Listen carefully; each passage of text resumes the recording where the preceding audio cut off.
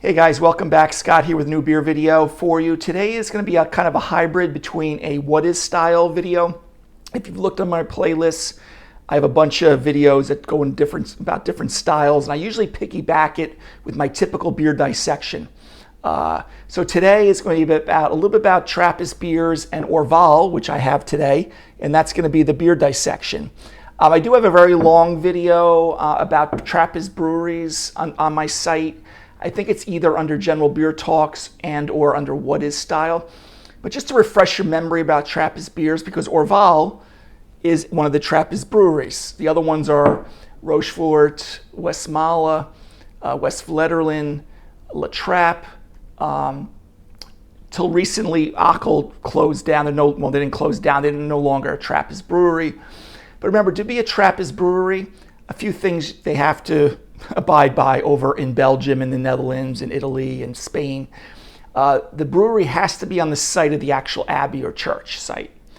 The monks must either brew the beer or be directly involved in the process of it. And the third thing to be a Trappist brewery is the proceeds have to either support the monastery and or the town that the monastery is in. So being a Trappist brewery, as a reminder, is more of an appellation. It's not technically a style. There are styles that many Trappist breweries and or abbey breweries brew. Now, what's unique about Orval is that they only brew one beer. A lot of the other breweries, like Westmalle, Westvleteren, Rochefort, La Trappe, they brew different styles, like doubles, triples, Belgian quads, things like that. Now, the thing about Orval that's interesting, there's a little bit of a folklore legend about why it was, why it was back over 1,000 years ago. And again, some of this history you may roll your eyes at.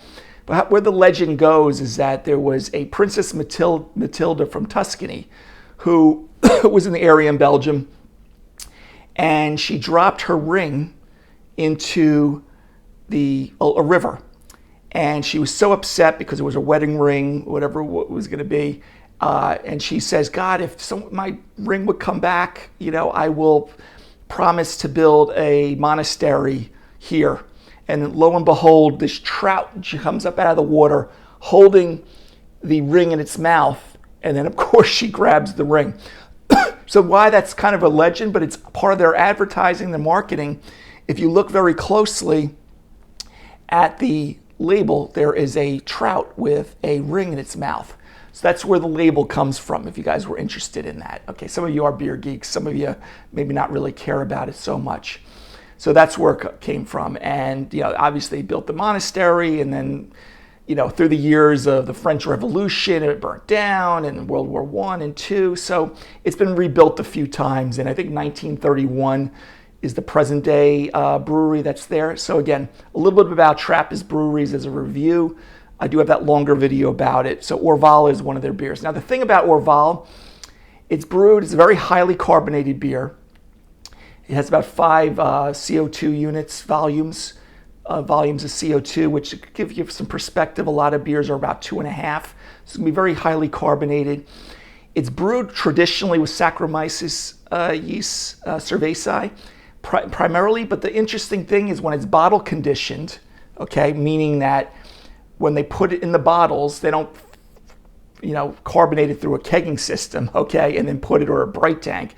They put the beer in the bottles and they put some mixed cultures, Brettanomyces and some other cultures in there to help create, obviously, the carbonation, but it's going to create some different character to the beer.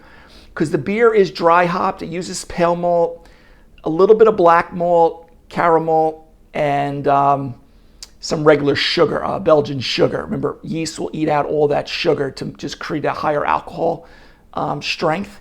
But then when they're bottle conditioned, they put a little bit of Brettanomyces. Sometimes I shorten that a little bit. Sometimes we just call it Brett, and it creates a different character to the beer.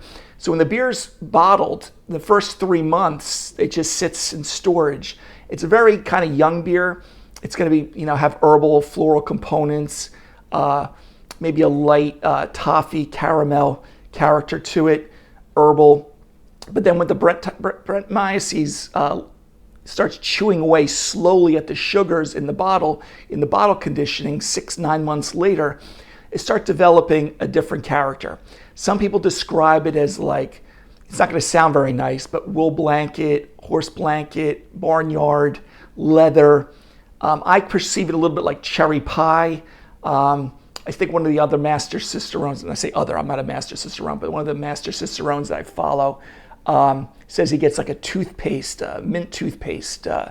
Pat Fahey's the master cicerone. For those of you who are more beer geeks, I've learned a lot about beer in the last 4 years besides my home brewing from him. So those are the characters that you're going to get. Now my bottle today is about 2 years, was bottled about 2 years ago. It was bottled in 2022 in March. I'm filming this in March in 2024. But it could, sit around for 5, 6, you store it properly, several years, like 5 years, 6 years, 7 years. So this one's been aged, you'd be very rare to get this fresh. Like when I say fresh, something that's an import, 3 or 4 months would be really fresh. So again, these breweries, most of these Trappist breweries are in Belgium, Netherlands, area of Flanders in Belgium. But again, there are other Trappist breweries in Italy. There's one in Spain. And like I said, recently Spencer Brewery in Massachusetts was a Trappist brewery. So that's pretty much it. So again, those are the typical characteristics you would expect from the beer. I'm going to obviously open this up. I would serve this, it's going to be highly carbonated. I would try to serve it in a chalice. If you do have an Orval chalice, fantastic. I'm going to be using my regular Westvleteren 12 Trappist chalice here for today. And that's it. You should, if your local beer store, I'm going to open it up now. Your local beer store, if it's stocked pretty well, it should have Orval. It's not, even though some of the Trappist beers are tough to get, like Westvleteren 12. I've done videos on that for those of you who are interested. Very hard to get. Like few friends get me about 3 bottles 1 year over the course of the year. So anyway, let's crack this open. Okay, so yeah, as I'm pouring it, probably gonna have to do it in 2 pours here because it is gonna be very highly carbonated. Like I said, the black malt and the caramel malt that they use in this beer kind of creates the color. They use German Hallertau hops, I think Styrian Goldings, and I always mispronounce the name. It's a Streusel Spalt hop, I believe. Okay. So again, have my glass here. Probably not as beer clean as I'd like. Pretty nice, thick, dense head there. Again, if I was going to let it pour out a little bit more, but it's very highly carbonated. You can see it kind of going nuts there. And then you see the color is kind of more of like a light to medium amber, maybe even verging on a light copper color. Again, highly carbonated. It's going nuts there. I do have some nucleation points there. Maybe my glass isn't as beer clean as I would like, even though it is washed. So that's probably why I'm losing a little bit of the head pretty quickly, but really nice. Okay, so let me take a sniff of the aroma. Yeah, you kind of get that dark fruit aroma, kind of like raisin, fig. I get light caramel tinge to it. Slightly herbal on the nose. This will be a yeast-driven beer, so you will get some of the esters and the phenols from it. I even get like almost like a banana, almost like if you had a Hefeweizen in front of you. Fruit. Again, light caramel, kind of light toffee, but again, you really get more of the estery component from the esters from the yeast character here. Okay, really nice though. Okay, so anyway, guys, cheers.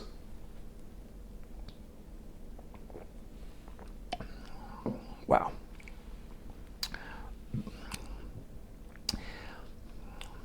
Estery, you get it kind of fruity, like apple, almost pear. Kind of that rum-soaked raisin. This is not extremely high in alcohol. forget the exact number on it. Oh, it's there. It is 6.9%. So again, you're not going to get a lot of alcoholic warmth here. These beers, when they're young, have a little more bitterness to it. Mine right now is kind of just moderate bitterness. But I'm getting that leathery, again, I know it sounds bad, like barnyard, horse blanket, barnyard, leathery kind of character to it, which I'm getting. I also kind of get from the esters, probably from the yeast, a little bit of like a cherry. Like I always feel it tastes like a cherry pie. And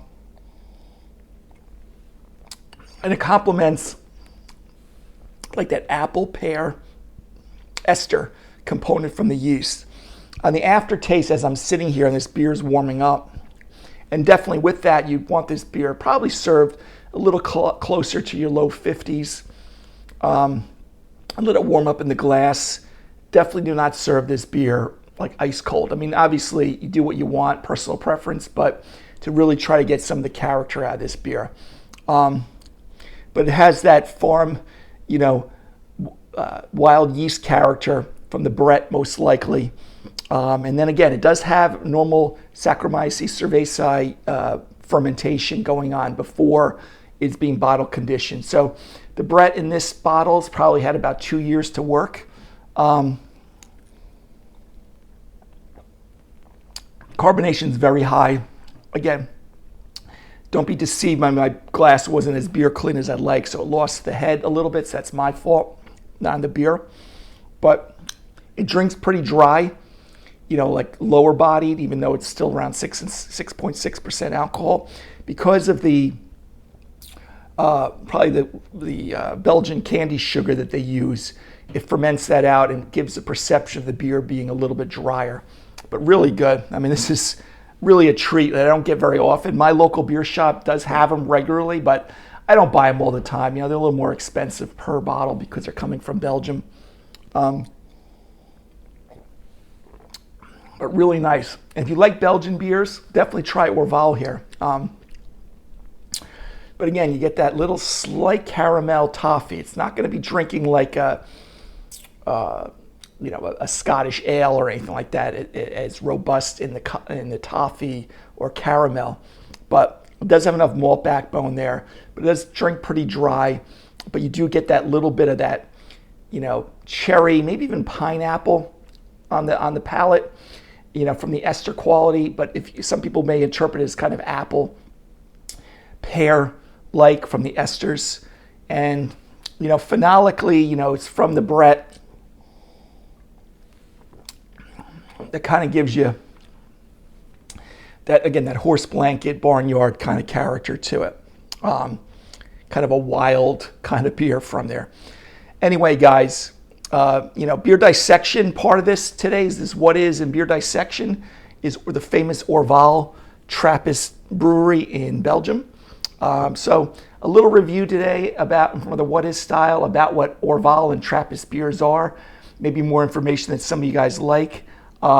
Grade-wise for this beer, I can't get any less than A+. If you don't like that Brett character, but if you want to try it, so these bottles aren't that expensive, like $5, $6 for the bottle. Try it out one time and just see what it tastes like and give your impression of what you feel the Brett character is there. Now, I could have had this sit around for a few more years if I kept it in a nice, cool, dark place, but this one's already over 2 years old, so I felt it was okay to go. Only knock, it's not the beer, which is my glass was probably, I wish my head was a little bit stronger there, but because it kind of gives a nice, fluffy, billowy head on top. With a nice, compact, base of the head and foam, but usually it's bursting with that, but that's more my fault. Maybe I should have just double checked my glass before I started filming this video. But again, hopefully a good information about the character of this beer. Try it out. I recommend it. And again, if you want something like a Belgian style beer, ester qualities, light caramel, it's almost like a graham cracker, kind of malt character to it, with the experience what Brett's like, and you're like, well, what does Barnyard taste like, or leathery try this out. It's really nice. All right, guys. To the next beer video, beer dissection video. Have a great day. Take care. Bye-bye.